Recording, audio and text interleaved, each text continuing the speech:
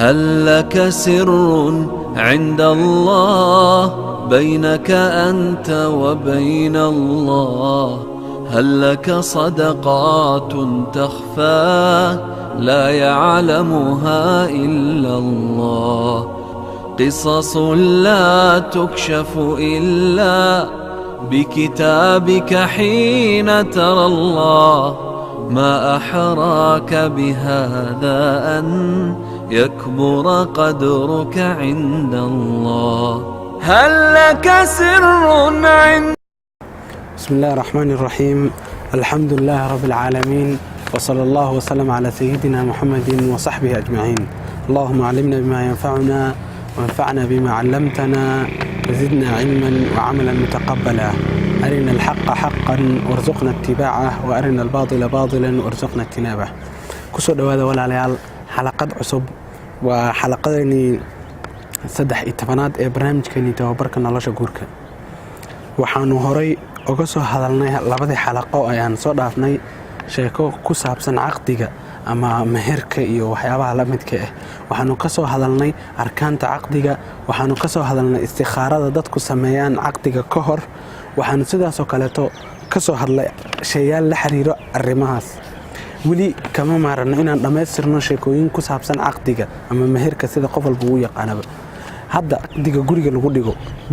caqdiga lagu dhigo ama masaajidka ee sheekha uu dhigo ee aan maxkamadda la geenin, waa maxay xukunka caqdigaas? caqdigaas la dhigayo iyo meherkaas dhacayo maxkamadda intaan la geenin meherkii ka hor, waa maxay xukunkiisa? marka uu aabbaha wiil gabadha dhalay uu ku dhaho wiilkii ii guuri waa kuu guuriye, gabadhaas markaas bay waxay u noqonaysaa xaas wiilkaas. amarkaas ha ka dhaco guri, ha ka dhaco maxkamadda rasmiya, ama ha ka dhaco masaajid, amaba ha ka dhaco makaan kalfadhi caadi ah ama caam ah ama khaas ah, maadaama arkaantii caqdiga ee shanta ah ee meeshaas ku dhammaystirmatay caqdigaas wuu dhacay. caqdiga marka guriga lagu dhigo ama masjidka Soomaalida waxaan sameynaa caqdiga iyo meherka guriga ama masaajidka ama hotel meel baan ku dhiganaa ama maxkamad ahayn, warqado iyo dokumentiyo cad oo maxkamadda yaalana ma jiraan. caqdigaas waa saxan yahay, waxaana ku dhismaayo caqdigaas ka dhismaayo wax walba iyo wixii waajib ahaa ee lagu lahay wiilkaas. gabar kastana waxaa waajib ku noqonayo axkaamta ziwaajka ee wiilkaas xukunka waxyaabihii waajibaadka ku dhacay lagu wada leeyahay labadoodaba. laakiin aniga waxaan idinkula talinayaa waqtigan hadda la joogo ha sameynina caqdiyaal aan ka dhacaynin maxkamadaha rasmiga ee aanan geenaynin maxkamadii ka diiwaan gelinaynin. waxaa maqalnaa markii caqdiga guriga laga dhigo ama masjid lagu dhigo ama caadi loo dhigo aysan maxkamadda ka la horgeenin maxkamadda caqdigii, waxaa dhacdo in wiilka marmarka qaar uu safro maxkamadduna aysan heenin wax ku saabsan dokumentiyo cadeymo ku saabsan guurka labadan. waxaa dhacday mar sheekh inuu nin u imaaday asagoo ku dhahayo sheekhow walaasheedii waxa guursaday nin magaalo kaleeto ka imaaday. magaaladeenu imaaday, gabadheeni uu doontay, wuu guursaday, masjid baan geynay, meherkii aan dhignay, dadkii marqaatiyaal iyo shuhada iyo wax dhan waa habeena sida saxda ah ayaa marnay.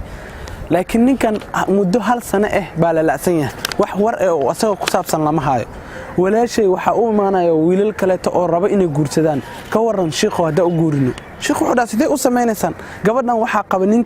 ninkeedii horaa qabo, adiga ama aabaheed ama qofkii weligeeda ahay baa ku mehriyey oo ku yiri igu mehri, waa kugu mehriyey gabadhaadii. waxaa joogay maxalla siiqadii dhacday, marqaatiyaal joog saas soo maahan.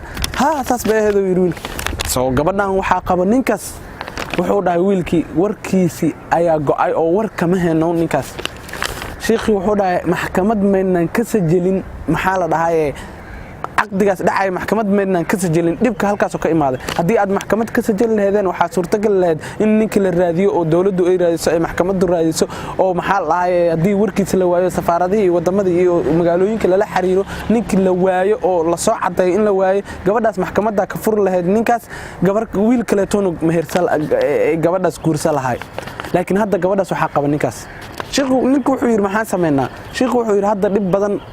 aad weyn baa ku dhib jirtaan, faraha kula jirtaan, waa inay aadaan maxkamad koodii hore isbaat ku sameysaan sugtaan oo cadeysaan in gabadhan iyo wiilkan guurkoodii hore ay cadeysaan oo maxkamadii shuhuudii marqaatiyaasha keentaan iyo qaadigii maxaa la dhahay waxa sheekhi meheriyay gabadha iyo qofka meheriyay iyo weligii wixii la keenaan maxkamadda markay cadeyso in ninkan uu gabadhan qabo kadib bay ninkii raadinaysaa oo haddii la waayo oo markay maxkamadda u cadaato ninkii in la waayo ay ka furaysaa qaadigu ka furi karaa sidaa darteed marka walaalayaal waxaan kula talinaynaa khaasatan waqtigan hadda la joogo in aanan caqdi ka ridin caqdiga markuu dhaco guriga ka dhaco ama masaajidka ama hotelka meesha ku dhiganayna waa in isbaat la geeyaa maxkamadaha oo maxkamaddu ka warheeda caqdigii dhacay oo cadeemo iyo waxyaabo cad ee maxkamadda haysataa si biri halkan iyo gartaan ay u gali karto waxa dhacday mar wiil in uu guursaday gabar aan maxkamadda iyo waxyaabihii la geenin waxa dhacday wiilkii gabadhu inay mar isku dhaceen sida sharciga ah wiilkan hadii uu guursado gabadhan hadii uu kaliyood khalwa ay sameeyaan meherkii oo dhameystiran baa laga rabaa wiilka markay kala tagayaan laakiin hadii uusan khalwa aysan sameeynin haafa laga rabaa sida sharciga ah marka waxa dhacday wiilkii ayaama markii la joogay oo gabadhii la isqabay in la kala tagay marka wiilkan hadii gabadhaas khalwa sharciya oo las galo tusaale ahaan oo kale meherku wuxuu ahay $2,000 gabadhaas hadii uusan wiilkan khalwa la sameeynin ee kaligood meel wada galin waxa waajib ah inuu dhiibo haaf laakiin hadii khalwa ay dhacday khalwa haday dhacdo waa inuu dhiibaa wiilkaas 2,000 oo dhameystiran wiilkii markii lagu dhahay war gabadhan khalwa la sameysay waa guursatay ina kala tagtaan aad rabtaa Soomahan dhiib waajibkeedii dhiib meherkeedii dhiib xaqeedii dhiib 2,000 rubiiso lahayd dhiib gabadhaas markaas wuxuu ku leeyahay wiilkii gabadhan aniga ma siinayo $2,000 ma laba bilood bil asbuuc aan gabadhan isla joognay kaliya asbuuc bas oo gabadhan isla joognay maan ku dhiibayaa $2,000 si ugu dhiibaa ani $2,000 asbuuc war gabadhan waa guursatay waad la aqal gashay khalwa aad sameyseen si kasta ta khalwa sameyseen ama maalin ha ahaato ama saacada ha ahaato ama ha ahaato bilooyin gabadhan khalwa ayaad la sameysay waxa waajib cad ku weeh meherkii gabadhan oo dhameystiran inaad dhiibtid sida diinta iyo sharciga uu qabo wiilkii markuu wuxuu leeyahay aniga seen u dhiibaa gabadhan meherkeedii oo dhameystiran asbuuc bas baa la joogay waruniyo waxaan xaq lagu leeyahay gabadhan ku leedahay oo waajib way dhiib wuxuu yiri hadii gabadhan xaq ku leedahay ha aad maxkamadda bitabci maxkamadda ma yaalo wax cadeema oo labadan in isqabaan horta cadeynaysa iyo meherkoodii iyo qaabkoodii iyo waxyaabii dhan maxkamadda wax ku saabsan xukunkoodii iyo waxyaabahooda ma heedo waxa haboon sida haboon ah in maxkamadaha emailada lagu kala garbaxo la geeyo cadeemaha guurka si biri ee maxkamadda awood ugu yeelato in dadkan ay u kala gar qaado khaasatan waqtiyadan hadda la joogo waxa haboon in caqdiga maxkamadaha la geeyo oo maxkamadaha laga rido oo maxkamaddu ka warheedo caqdigii dhacay sidaas oo kale marka walaal waxa jira arrin kale ku saabsan caqdiga guriga ama sheekha oo fulinayo guriga ama masjidka meelaha lagu fulinayo عائلooyinka qaar waxay aaminsan yihiin qoysaska qaar dadka qaar waxay sameeyaan inay isku tijaabiyaan gabadhan iyo wiilkan ay istijaabiyaan bil 2 bil 3 bilood 4 bilood ay istijaabiyaan hadii ay u arkaan inuu fiican yahay waxooda fiican yihiin isfahmeen isla socdaan si wanaagsan markaas ay maxkamadda ka diiwaan gelinayaan wiilkii cidiisi gabadha fiirinayaan hadii gabadha fahmaan ay isfahmaan ay ka helaan ay gabadha u qalanto wiilkoodii markaas kadib ayaa maxkamadda la geenayaa dadka qaar waxay aaminsan yihiin caqdigan iyo meherkan dhacay inuu yahay tijaabin ma jiro walaalayaal islaamku ma lahan tijaabin guur tijaabin ee islaamku ma lahan guur qaarkeen qaarka kale ay ku tijaabinayaan caqdiga ka hor weydii wiilkan wax allaale iyo wixii awoodada rabtid in allaale inta arabtid ee asaga ku saabsan ogaanaysid ka ogaw wax allaale waxa u baahan tahay markaas ogow laakiin markii la dhaho waa kugu meheriyay gabadheedii waa aqbalo oo yiraahdo khalaas gabadhaas asaga qabo wiilkaas fil ardi wa fis samaa waa caqdigaasna waa miisaaq qaliid ah oo ilaahay subhanahu wa ta'ala marqaati ka yahay oo dhacay عقدي دعي وميثاق قليد قبلهنونا ماهن ويلش وح يكون ديلان ويلشنونا ماهن وح قبله يكون ديلان ديل ماشو مطالع عقدي بعد عي شرعي وحقوق ما ذا سئو إلى أعراض شرف كدتك ma jiro caqdi tijaabin ah mar hadaad dhaadid ii mehri gabadhan igu mehri waa kugu mehri oo ku guuri lagu yiraahdo maalintaas waa isqabtaan gabadhan waa xaaskaaga hadii gabadhaas u dalbato furiin bil ama asbuuc maalmo kadib had maqata xadiiska rasuulka sallallahu alayhi wasallam ayyuma imra'atin dalabat talaqan min ghayri ba'sin fa haramun 'alayha raihatul janna gabadhii dalbata ayadoo dib iyo wax ku jirin talaaq dalbato ayadoo dalbato gabadhaas talaaq dalbato ayadoo wax dib ah qabin فحرام عليها رائحة الجنة ورسولك رائحة الجنة حرام كأه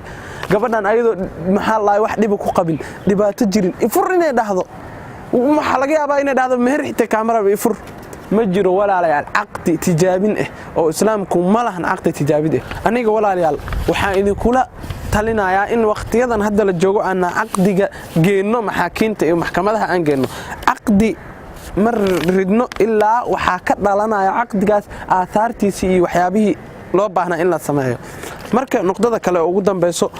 shardi miya aqdiga markii la ridayo inuu sheekh joogo jawaabtu waa maya annaga waxaan sameeynaa sheekha u wacnaa aqdiga marka sameeynaa sheekha u wacnaa